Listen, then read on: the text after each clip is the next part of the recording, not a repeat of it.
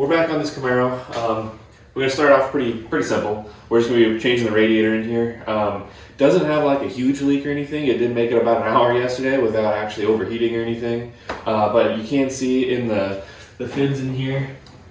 Well, you might not be able to see it on camera, and it's actually more over here. But there's some little green spots from where the coolant's kind of been leaking out, and I guess when it was driven at night one time, there was like steam coming out from under the hood. So pretty sure that's where it's coming from. Don't see any other leaks anywhere. So we're gonna go ahead and take this radiator out, and we got an aluminum one we're gonna replace it with that's supposed to be direct fit. We'll see how true that is. And let's get started on it. First we're gonna drain the coolant.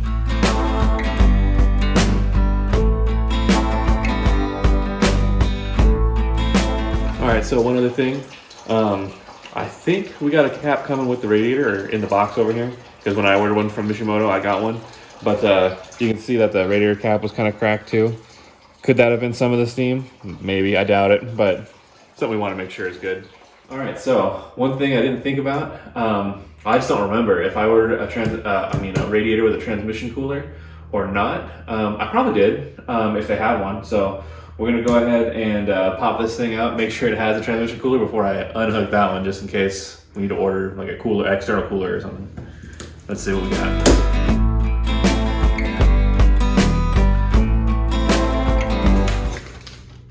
That's kind of cool. They got a whole booklet just for second gen Camaros. Look at that. Cool.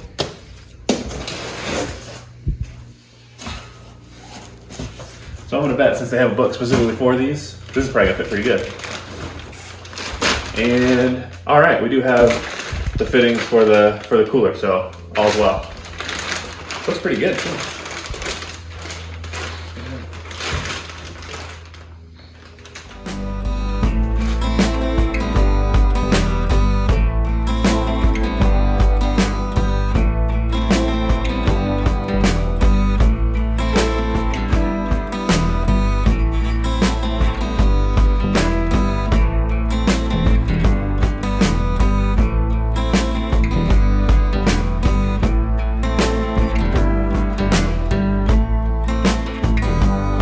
Radiator out, and as you can see, like there's definitely some leakage going on up in here and also down in here.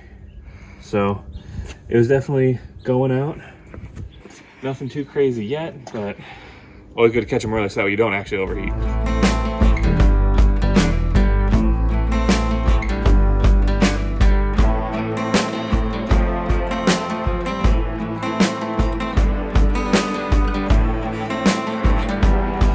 So far the fitment seems pretty good. Got it in here. We got all the fittings we need. Pretty pleased with the way it's looking so far. Now we just gotta try to get these transmission lines to go in. So one thing I've learned is when you're trying to do those, it's always easier to actually get them to start with it before you actually like secure the radiator, so that way you have a little bit of movement in here. These ones might be a little bit fun anyway, because it seems like they're kind of wanting to be further out for some reason, but we'll get them.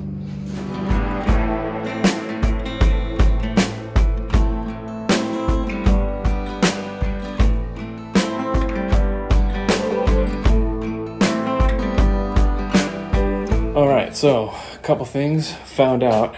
We need a couple extra things, no big deal. So when you look in here, it doesn't quite touch this bracket anymore. And from what I think I'm finding is that because this had like the heavy duty radiator in it before, so it was a bit bigger. Whereas this is a heavy duty radiator, but it's designed to fit in the standard spot. So this bracket is for the heavy duty radiator, so I got to get one for the standard one. Not a big deal, 25 bucks. Saw it on Rick's Camaro. Might look around and see if I see it somewhere else even. So that's not gonna be a big problem at all. The other thing, the overflow was right here. And when I was taking the radiator out, taking the overflow hose out, it just kind of pulled out because somebody at some point had just cut it. So that could have been causing a little bit of coolant leak and maybe some steam too, because the hose was just kind of coming out and just right here in front of the radiator.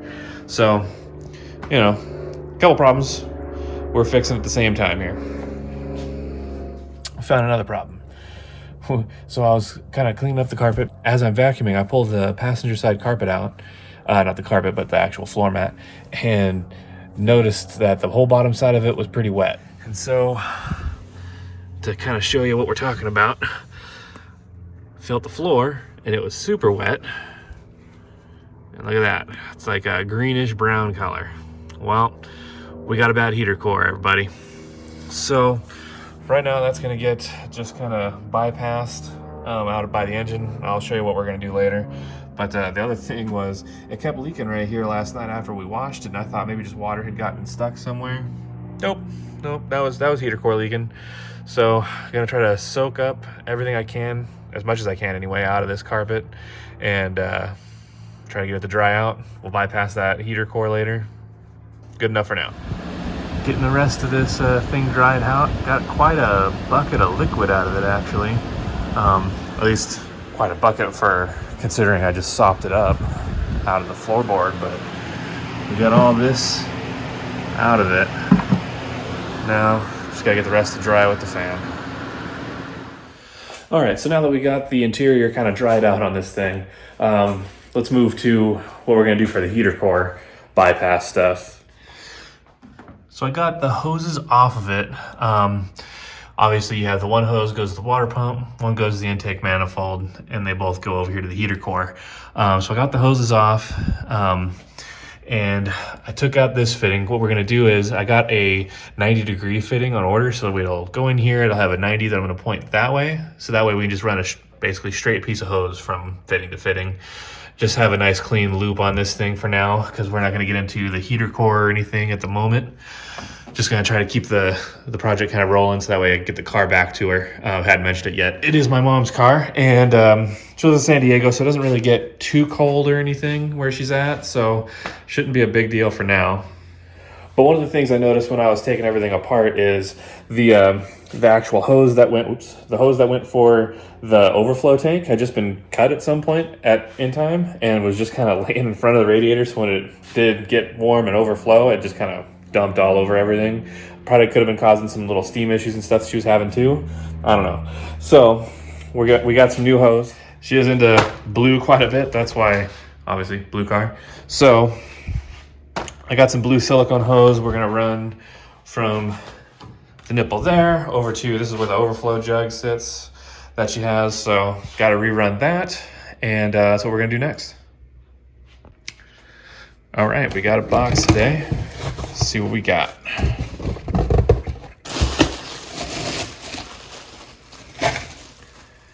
And it's our radiator hold down.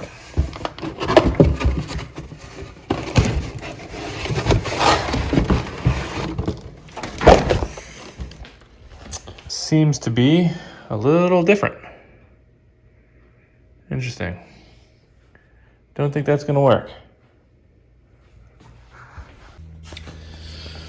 Well, I guess when I kind of sit it here, it kind of looks like maybe it would actually work out, right? Because like that'll hold down there. The bolt holes all kind of seem to line up with these extra holes that are out here. So maybe we'll open this up and give it a shot. Here we are doing this bypass out for the heater I was talking about. So when we were working on it before, we had the hose from here, and there was a fitting in here, just a straight fitting right here that ended up going to the heater core. So what I wanted to do was try to make a hose just go straight from here to here, and that bypasses it. So what I ordered, I ended up getting this 90-degree fitting here from Summit Racing, and got it just a little bit ago, and it's actually a pretty nice piece. I was surprised it was actually full on aluminum. I thought it was gonna be just like one of the regular chrome ones like I have one of my other cars, but yeah, no, this came in nice. I'm pretty pleased with it.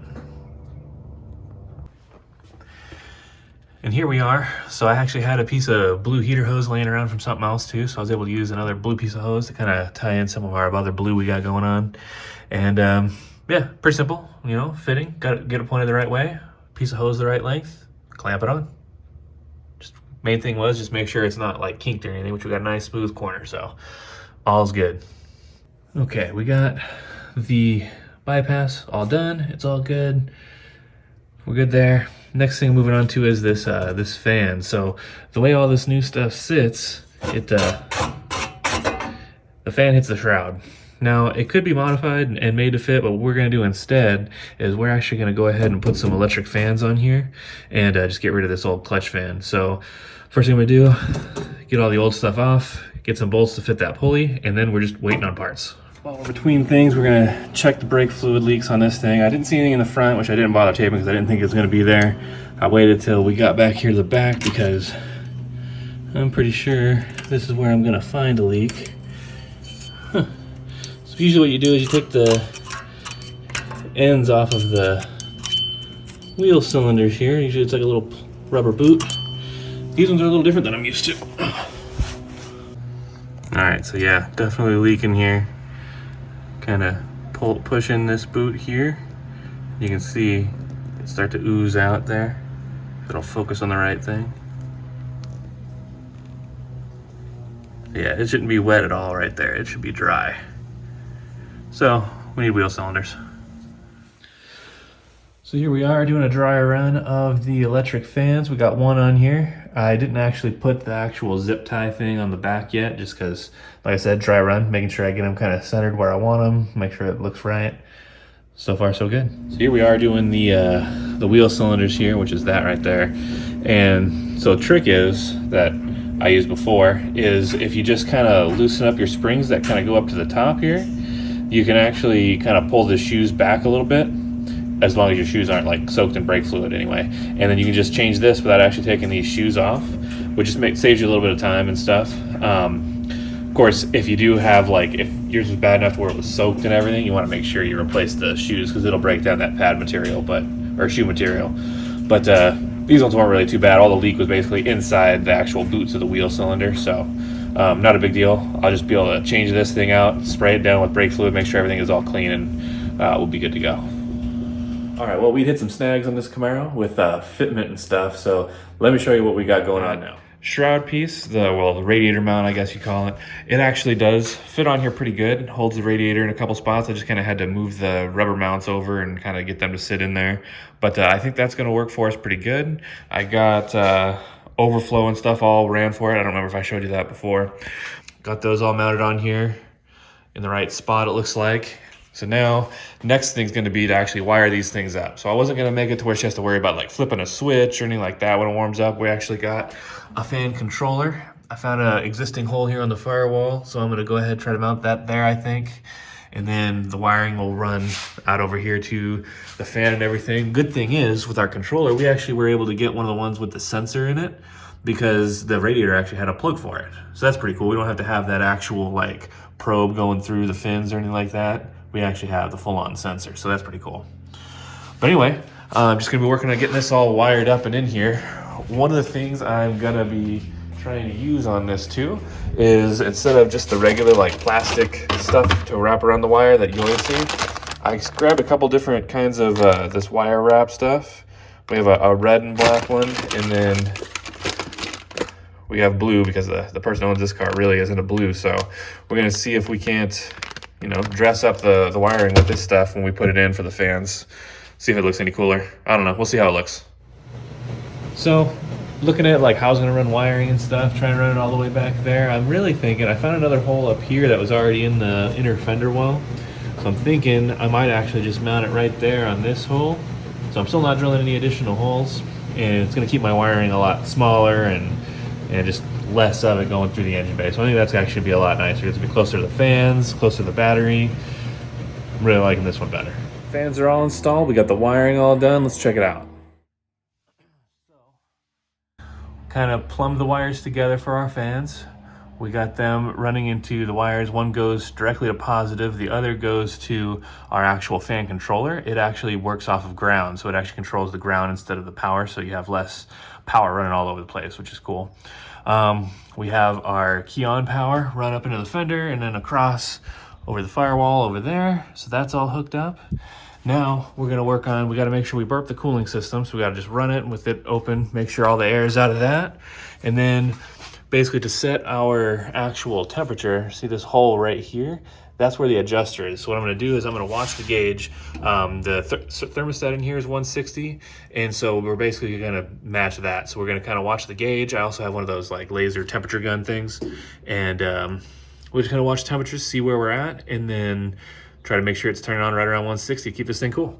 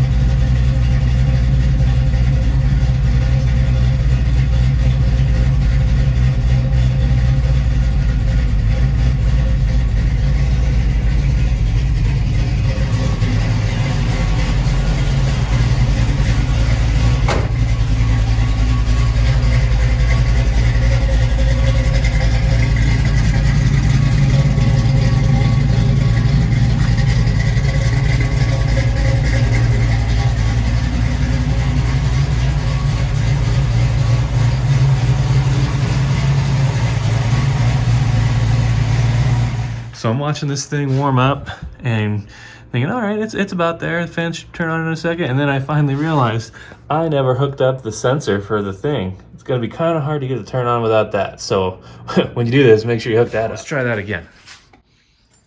Hey,